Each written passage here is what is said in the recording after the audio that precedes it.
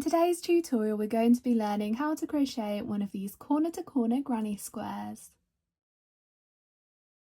To start your granny square, make a slip knot using your preferred method and then make a chain of 4.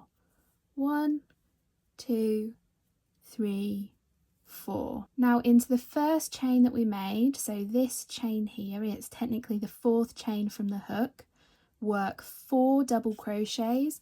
That's double crochets in US terminology.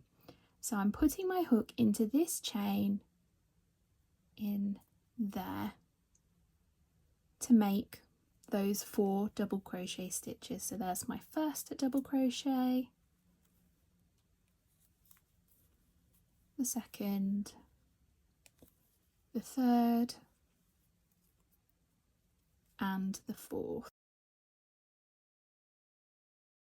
So that's row 1 finished, and then you have a choice here. You can either continue on with the same yarn for the whole square, or if you want to get this effect, we're going to be changing colours at the end of every row. So that's what I'm going to be showing in this tutorial. But if you are wanting to just use the one colour, at the end of every row, you need to chain 3. 1, 2, 3. That counts as your first double crochet stitch, and then turn your work over for the beginning of each row.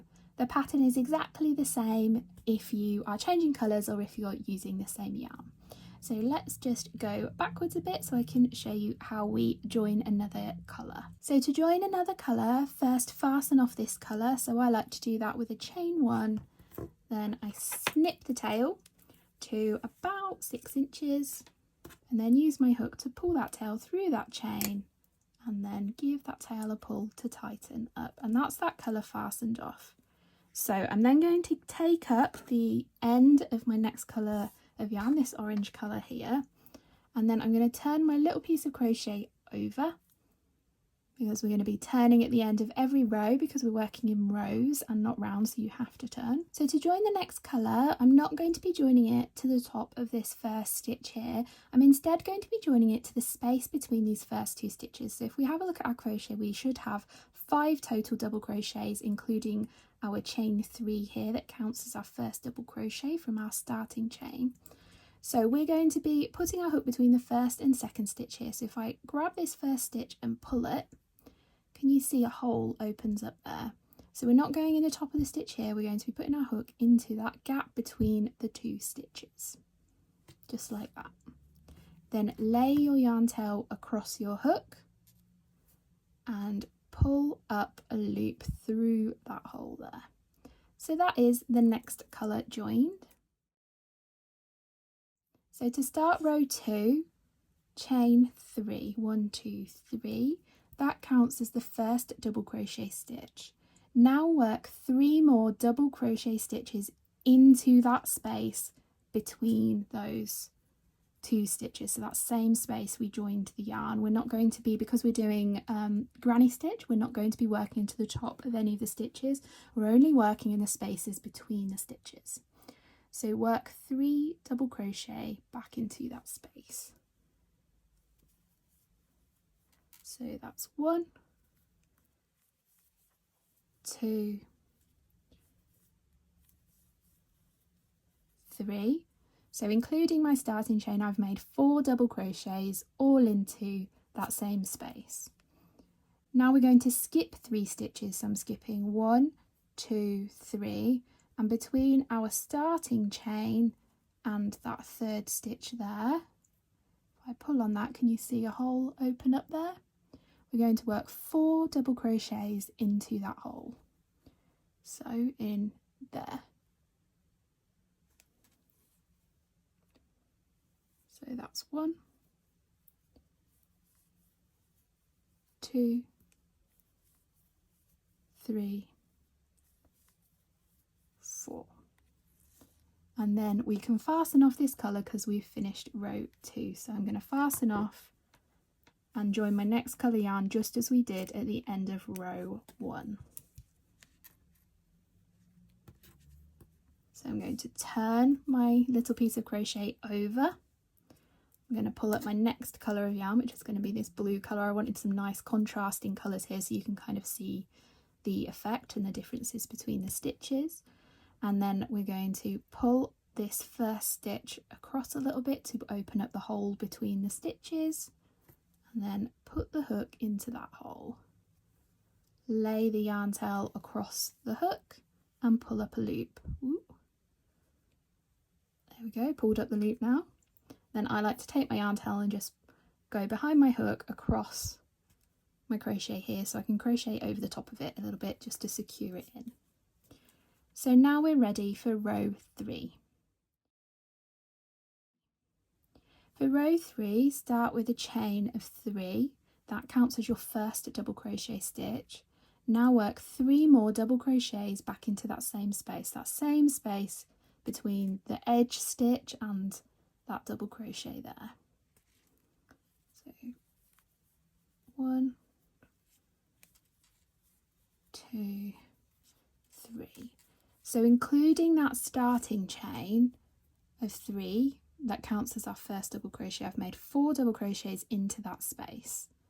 Then if we skip the next 3 stitches, 1, 2, 3, you can see there's kind of a natural hole there, and we're going to work a granny group into it. So 3 double crochets. 1, 2, 3, and then we're going to skip 3 stitches, 1, 2, 3, and then there's our starting chain from the beginning of row 2. So in that hole there, because it's at the edge of the square, we're going to be making 4 double crochets, and hopefully you can kind of see the pattern start to emerge. So let's work those 4 double crochets into that space there. 1, 2, 3, 4, and then we're going to fasten off our work, so just like we did previously. So this is what your square should look like. Down here is the corner of your square, so if I bring over the square I've already made, we've kind of crocheted that corner there, and hopefully you can see that as it gets bigger we're going to be following the same formula for the next few rows until we get to sort of the widest point where we want the size of our square to be. So you can make this square to any size you want. You could even make a giant blanket from this square if you wanted to, but we're just going to do one more row before I show you how to decrease to come back down to make it into a square and no longer a triangle. Okay, so for row 4 and for all future rows until your square is the size you want it to be, first turn your work over and then put your hook into that space between the first stitch and the second stitch here, so that space there. Then lay your yarn tail across your hook and pull up a loop, just as we've done at the beginning of all of the other rounds that we've done. Rows, sorry. If I accidentally say rounds, I'm sorry. I usually do like granny square tutorials in rounds on this channel, so I'm not used to working in rows as often. So to start row 4 and all future rows, make a chain of 3. That counts as your first double crochet. Then work 3 more double crochets back into that same space, just like we did at the beginning of the last 2 rows.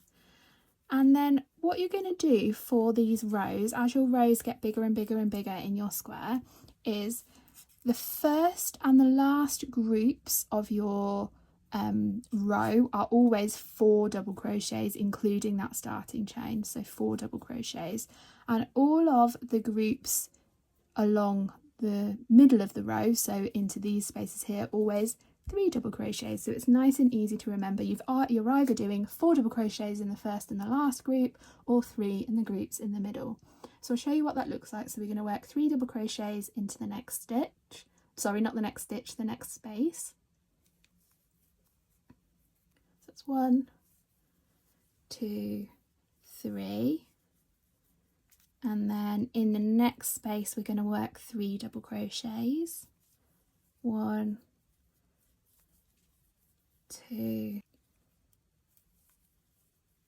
3, and then my next group is going to be between the edge stitch, so that starting chain there. So because this is going to be my last group, I'm going to do 4 instead of 3. So 1,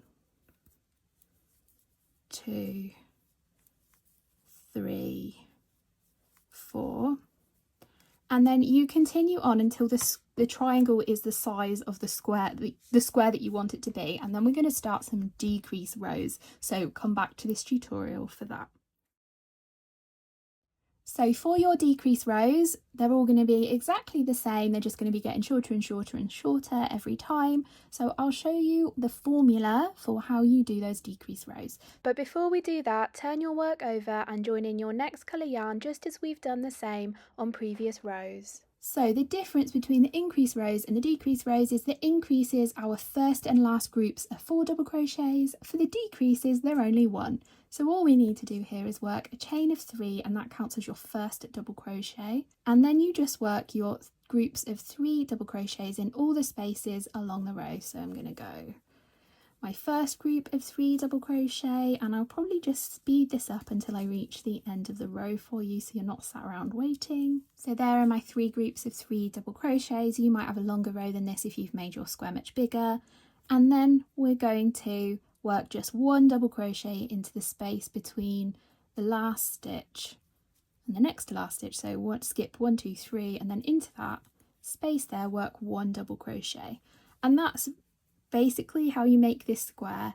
So you do all of your increase rows to the size you want it to be, and then you do your decrease rows. So if I show you, I started here and I increased 1, 2, 3, 4, 5, 6, 7, 8, 9 rows, and then I started decreasing for this square. And then I just want to show you that final row is a chain 3, 3 double crochets, and then 1 double crochet in that space. So once you've finished your square, you might notice that your square doesn't look like mine. Yours looks more of a diamond shape. That is just the nature of the stitch, so I strongly recommend that you block your finished squares with this pattern. If you've never blocked granny squares before, I'll link my tutorial that's a complete beginner's guide to blocking with 3 different blocking methods. I'll link that up on the screen here. Anyways, I will see you again in another tutorial very soon.